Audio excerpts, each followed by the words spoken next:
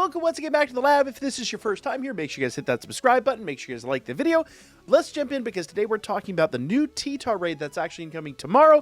And one really interesting caveat to this, this is a Pokemon that in Legends EA will be able to Mega, which is going to be interesting and has interesting bearings on the new games that are coming out. So number one, you guys know Pokemon Legends EA is going to be the big reintroduction of Mega Evolutions back into the franchise. And that is going to be awesome.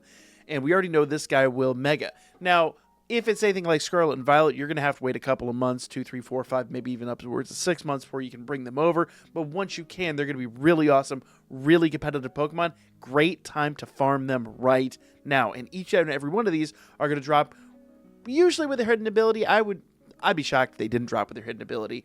But also they're going to drop with perfect IVs. So these guys are great for any kind of competitive battle. And that really got me thinking about champions. I haven't talked a lot about champions, but what's really interesting, we saw the add-on champions, and champions will allow you to terastallize and, well, terastallize or Mega Evolve, I'm gathering. I don't think you'd be able to do, man, terastallization on top of Mega Evolution would almost be too OP, but holy crap, would that be amazing, especially on a 6 IV. Either way, it doesn't matter. It seems like you're going to be spoiled for choice with these Pokemon that are incoming, so there's a lot really already to consider. So if you weren't really hyped for this, get hyped. These are really rock-solid raids coming in shortly. Now, Tyranitar is a rock-dark Pokemon, so he's going to have a lot of options at his disposal, but he is going to have a Ghost Tera, which basically is going to make him defensively pure Ghost. So let's kind of talk about that real fast. So just looking at the Ghost typing over here, basically the only things that are truly super effective are going to be Ghost moves and Dark, or I'm saying, yeah, Ghost moves and Dark moves. It's weak to Ghost and Dark, and is immune to normal and fighting, though. We can turn that back on him, and we'll talk about that here towards the end of the video.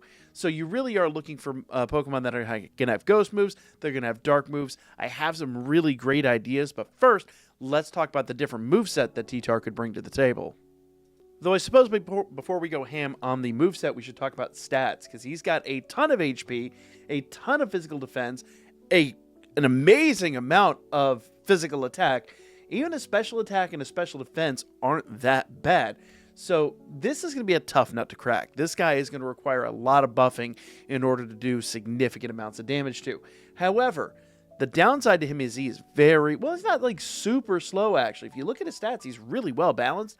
But he's going to be easy enough to outspeed. His 61 speed stat is not insane, and I get the feeling that he's going to be fairly easy to kind of outspeed and to kind of outdamage in that regard. So in other words, as you're kind of building up here into this into your raid, you basically are going to be doing damage, healing before he's able to do damage to you, and that's going to be a lot easier to kind of mitigate any kind of negative effects that he could have on you. There's one big caveat to that, but let's talk about that when we get into moves. All right, so as we just look at the level up moves that he can get, we want to look at the really high-powered moves. Things like Dark Pulse up there that are special attack are possible, but very unlikely. I would say more likely we're going to go with a physical and go with that Crunch. Crunch is going to hurt a lot. He does have access to Earthquake, but Earthquake is not stab. I wouldn't be too super worried about it. Plus, Earthquake's really kind of easy to get around with any Pokemon that's either Flying type or that's got Levitate as an ability. You know, I wouldn't suspect that. I do think Stone Edge is a high likelihood here.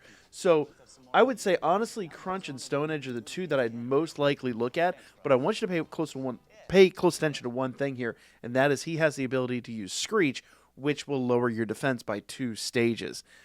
There's a high likelihood that he could Screech once or even twice during this match, and that would be bad. That would be real bad. That would be devastating to a lot of the different mon that we're looking at using. So you kind of want to start figuring out how you're going to mitigate that if that is up for grabs. I have a really good idea, but let's kind of look at his TMs. So we're going to kind of stick with the kind of mid-section here of TMs. That tends to be where they really kind of rely. So moves that are like power 70 through like power 100, maybe even some of like the 120s, but you know, because we've shown that these raids are not unaccustomed to taking recoil damage. It really isn't going to be that big of a deal for most of these mon. They have enough HP, they can kind of absorb a lot of that. So I do feel personally like most likely we are looking at Crunch as our main dark kind of attack move. And that kind of makes sense. I do feel like Dark and Ghost are going to be our two biggest ones as well. So I do feel like you kind of want to look at Dark moves as well for your builds. There's a couple different things we can work on as far as that goes.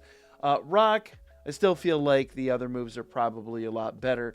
You just have access to Rock Slide and other kind of stuff like that. I'm not super worried about the Rock move. I'll be totally honest with you. If you do go with a flying type Pokemon, I think the Rock move is the one situation where that is going to be devastating. But I think we've got other better options on the table. Now, Shadow Claw. I do feel like Shadow Claw is guaranteed to be in this build. That is there are very few Ghost physical moves in the repertoire. In fact, I think that's the only Ghost physical move he has at all, and it's got a high critical rate. So you do want to mitigate that right away. You want to be aware Shadow Claw's out there, and you kind of want to walk away from that. So I think Shadow Claw is almost guaranteed to be in this build. But we got to think about what that fourth potential move is, because there's a lot of stuff out here. You got Fire Punch, Thunder Punch, Ice Punch. All of those are quite possible, and those would clean up some of those other abilities out there. Now, I don't know if Fire Punch, come to think about it, if I'm totally honest here, I would almost say probably not, because we haven't seen like Thunder Wave in a build before. We haven't seen him try to go for a Paralyze or go for a Burn or something like that. That would almost be too, I don't know, I think you could do it in this one, but we haven't seen those. So I think the punches are actually off the table the more I really think about this. Like I said, Thunder Wave's not out there just because I haven't seen any of these Raidmon try to paralyze the opponent.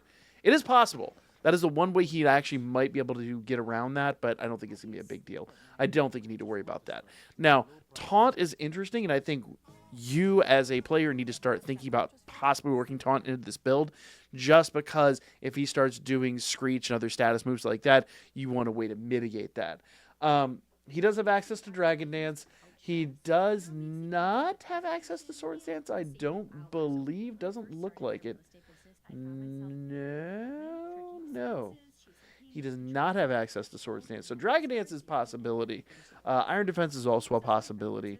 But doesn't look like he's going to be buffing his physical damage too much. Probably more debuffing your resistance is kind of where he's going to sit there. Other physical moves. Let's see. You got Heavy Slam. Oh, Heavy Slam would be devastating. Heavy Slam's a possibility. I'll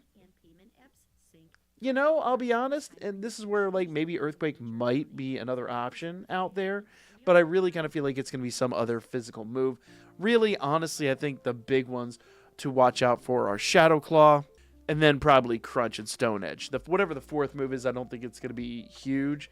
Like I said, Ice Fang, Fire Fang, and I don't think he's going to go for the Flinch either. I don't think he's going to go for any kind of status or flinch. So I think it's just going to be any other regular move that's in his repertoire, and it probably won't be a huge deal. The only exception to that would be if he has Screech on the regular, then you will have to keep Taunt in play, and it would not be the first time we've seen that.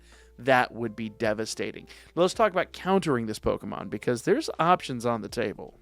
Now, real quick, I did talk the other day about Brick Break possibly being in the repertoire, and that would be really dirty, because what that can do is that can knock down your Reflect and allow him to do normal amounts of damage. So that fighting move is quite possible. Plus, we know that he's going to have at least one Ghost move, and I was really thinking about this. I think a Hisuian Zoroark build would be really interesting. It wouldn't be the first time we've done this. He is a bit of a glass cannon, but there's ways to work around that and make this work out basically in your benefit.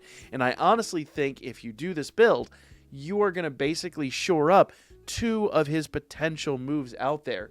And you're not necessarily going to be extra weak to the Rock move. You will be weak to his Dark move, so that's going to be bad. Crunch will do a phenomenal sum of damage, but, I don't think it's going to be a huge deal. I don't think it's going to be a world-ending situation, with the exception of the secondary effect on Crunch. And that is Crunch can potentially lower your defense, but it's a really low percentage. I want to say it's like 10 to 20%. It's not huge. Now, specifically pertaining to this mon, you are low on defense, but you have a ton of special attack, and you're very quick. Then once again, health is a little bit of a concern, but there are ways to kind of work around that. Once again, Reflect possibly being an option, things like that.